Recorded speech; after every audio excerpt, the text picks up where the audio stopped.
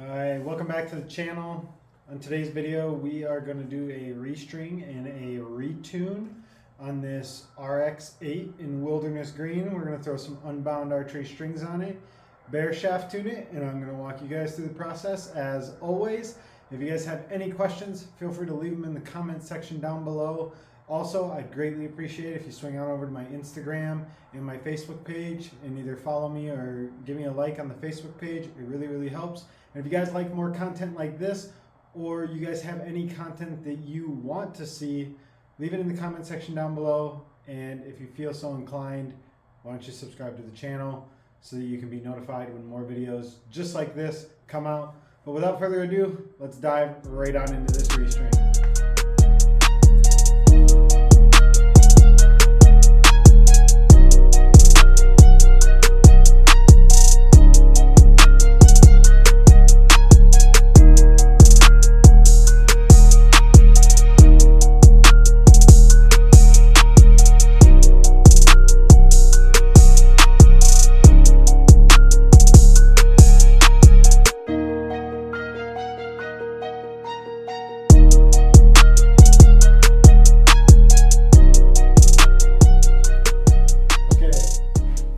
Setting center shot here, the bow is leveled. It is very important with these QAD style rests to make sure that you fully engage this rest when you're setting your vertical knock height. So just make sure that you fully engage this rest when you set it, and then you're good. This one is dead set where I want it. Now, I do want to address a question that I get all the time is why on these brand new bows like this RX-8, do we just take the stock strings off and put aftermarket strings on right away and don't even keep the stock strings? And the simple answer is just consistency. When you get into these aftermarket strings, especially these unbound strings, I've tested a lot of strings. I've shot a lot of strings, and the consistency set to set is unmatched with unbound archery strings. They are truly the only set it and forget it set of strings I've ever used. They're abrasion resistant, they're waxless, they're never going to stretch, no peep twist. Everything is just, once you set it in the spot that you want it, it's a set it and forget it system. It truly is. And that's why we swap them out, because a lot of my customers would rather spend their time shooting their bow than figuring out if the bow has come out of tune or not. So that is the main reason why we swap the strings out right away, even on these brand new bows. But we got the center shot where I want it. We're going to put it back in the press and we're going to tie the knock sets, and I'll walk you guys through that. All right, before we tie this knock set, one last thing I want to mention about these unbound strings. For anybody that is interested, I will put a link to Unbound's website in the description down below. But I also want you guys to realize that Nick is a one-man show. So occasionally he will turn orders off on his website. If that happens for you, just check back the following week and you can place your order. He's not actually sold out. He's just catching up on orders to make sure that every string is coming out with exceptional quality. So just keep that in mind when you guys order from him, or if you go onto the website and it says that they are sold out, just give it a week and he will open it back up. With that being said, we're going to tie these knock sets. I like to tie top and bottom knock sets. I don't think there's any reason not to tie knock sets. As you guys can see here, I have a Sharpie mark here. I'm just going to tie from the top of it. Usually I hyperlapse you guys through this, but I will explain this first one for you. So I do a double overhand, and then I tighten this down, and I'm just going to line it up with the top of that silver Sharpie mark. Cinch it down, and now we're going to do 3 top, 3 bottom, going up the string, not down the string, because the top of this Sharpie is where I want my knock to rest against. And I'm doing double overhands the entire way. The reason I do doubles is it gives it just a little bit more bulk. And if you did need to micro adjust your knocking point, you can actually grab this and spin it and it will go up and down the serving. But it's tight enough that it's not going to move just from shooting it. So we just finished the third wrap on the top. We're going to do the third wrap on the bottom. Now for this last wrap, we're still going to do a double overhand, but now we're going to go in between number 2 and number 3 and cinch that in, and it should split it. And then we're going to just do one more double overhand right on top of that, almost like a square knot. Cinch that down. Burn our tag ends.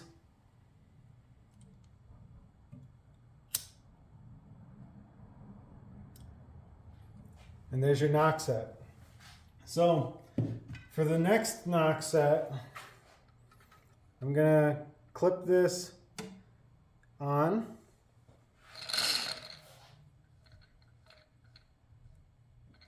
Take the same amount of material. I use BCY 3D for my knock sets. Double overhand. I'm going to come down and I'm just going to set this about 1/16 of an inch off the knock. Now on this one I'm going to give it a strong 1/16 just in case he does end up wanting to switch from these halo knocks in the future. And then we'll take this off. There's your halo knock. And I will time lapse you guys through this one because it's the same exact process.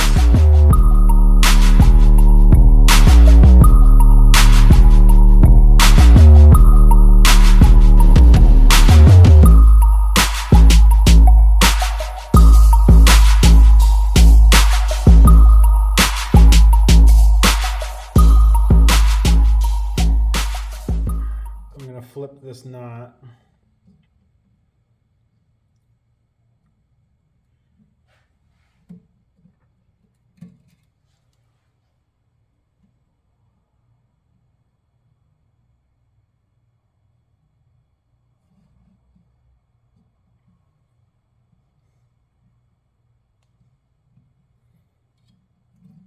So for D-loops, this is just how I tie mine. Everybody does it a little bit different. I tie it with 0 slack here, and I use number 23 BCY. I'm gonna pull this nice and tight, and then I'm just gonna grab right where it meets that loop. I'm gonna put the tag end in my mouth, and I'm gonna cut just above it.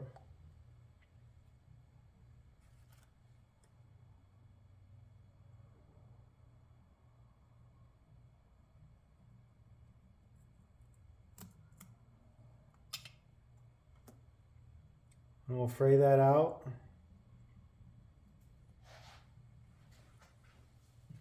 Grab our lighter. Burn it down into a ball.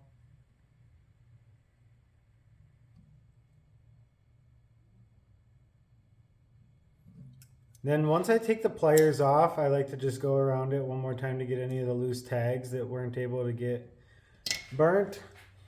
I'm going to take my pliers, I'm just going to wiggle it in here, slowly tightening that knot until this knot sets.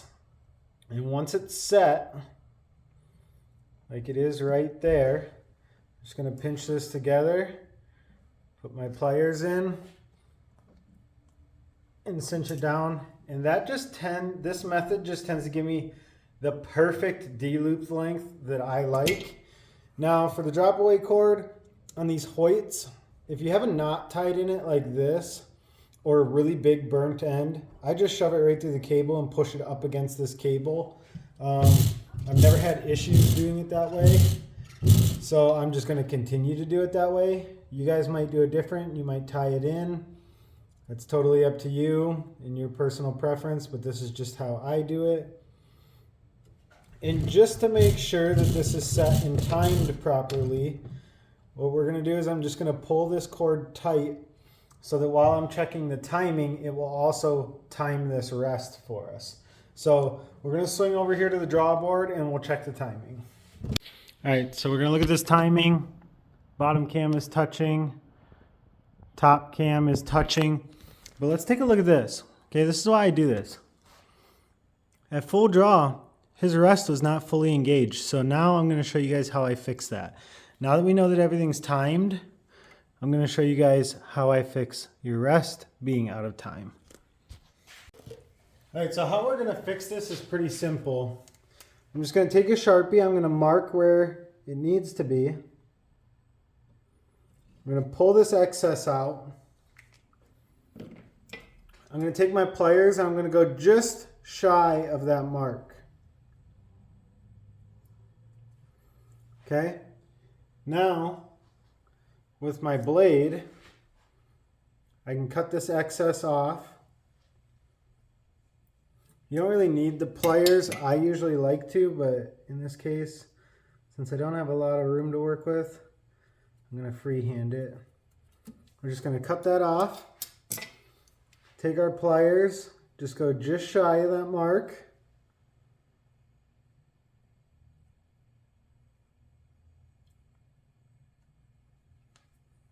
Fray this out.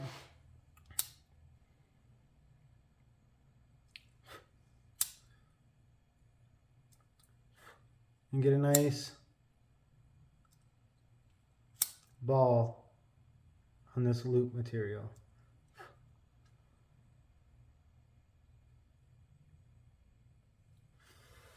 I like to blow on it just to try to cool it down a little bit. And then we can just pull this back nice and tight. And it's flat, it looks nice, it's clean, and it's not going to slip through that cable. So that's how I fix that. Now we're going to run it through paper and see how she shoots. Okay, we're going to shoot this bow through paper. This is with a bare shaft and the spine, the Victory spine in the up position. And we'll shoot it through.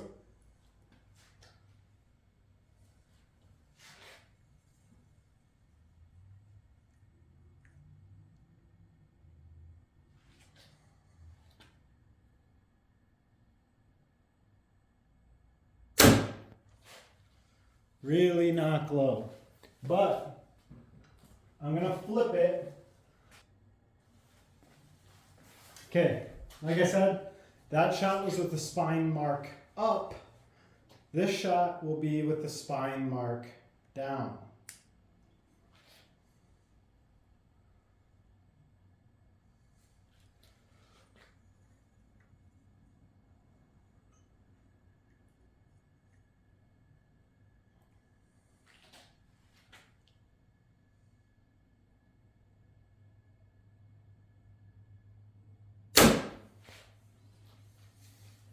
Almost a perfect bullet hole. Okay, so let's go ahead and take a look at this. This tear doesn't matter. That was already there. Okay, so this is with the spine mark down.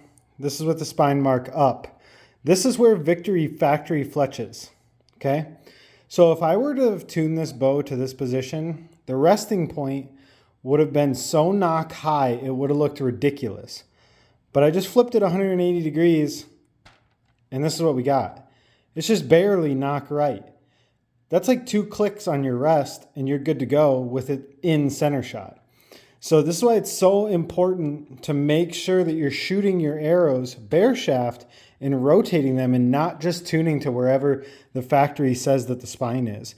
Shoot the arrows where they want to be shot out of the bow. All right.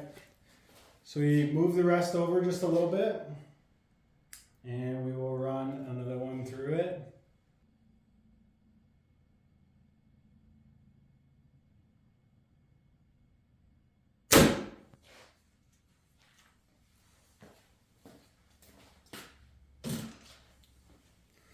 So this one was just me shooting again just to verify that it was indeed knock right, and it was. This one was a little bit worse, but that shot didn't feel as good. This shot did feel really, really good. And as you can see, we got a bullet hole, maybe just a skosh knock low. But all in all, good tune out of the RX-8. Let's tie the peep in. All right, now that the bow is shooting perfect bullet holes, I got my peep where I want it. I'm going to show you guys how I tie these in. I have a video on my channel already on how to tie a peep, but I figured this is a good opportunity just based on the color of the string so you guys can actually see it. So I always do 3 wraps. I'm going to actually add a little tension back to this. So I always do 3 wraps around the center. Then this tag end is going to come up from the bottom. I'm going to just push it into that groove. And this tag end is going to do the same thing. And we're going to push it up into the groove. But I'm just going to support the peep with my thumb. And I always mark them to make sure I didn't move it. Before we get to tying, I'm going to double check. Make sure it's where I want it, and it is. I'm actually just going to move it just slightly down. Okay. All right, and then we're just going to do 6 wraps. I'm going to go 1, 2.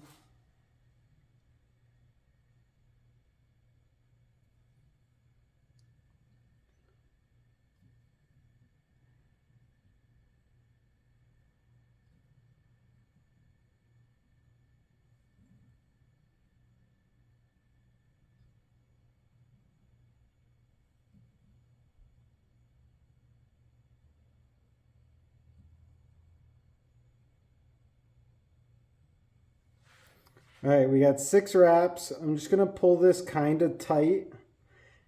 And I like all of them to be pretty evenly spaced just so it looks nice. And then we're going to do 6 wraps forward.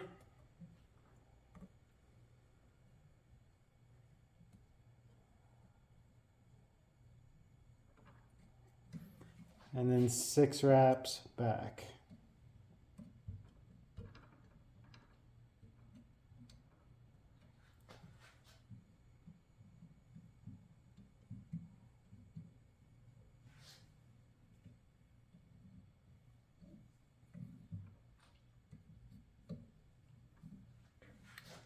We're going to do the same thing on the top.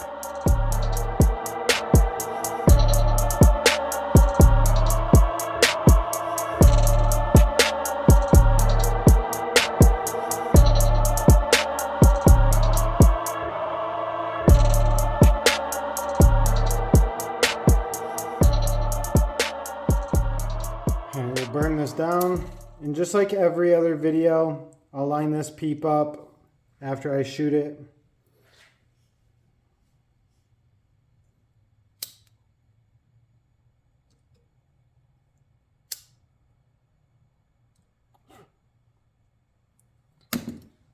Now the reason I tie it like this is because both my end knots are pushing towards the center, so it's just really locking that peep in.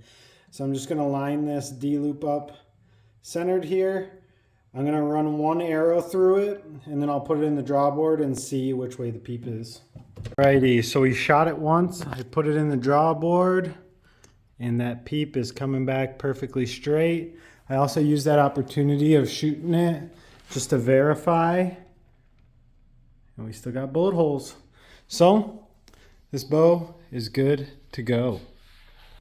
All right, everybody, that is how I tune a Hoyt, an RX-8 in particular. If you guys got any questions and you like content like this, feel free to subscribe and leave a comment down below. I hope to see you guys on the next video. Peace.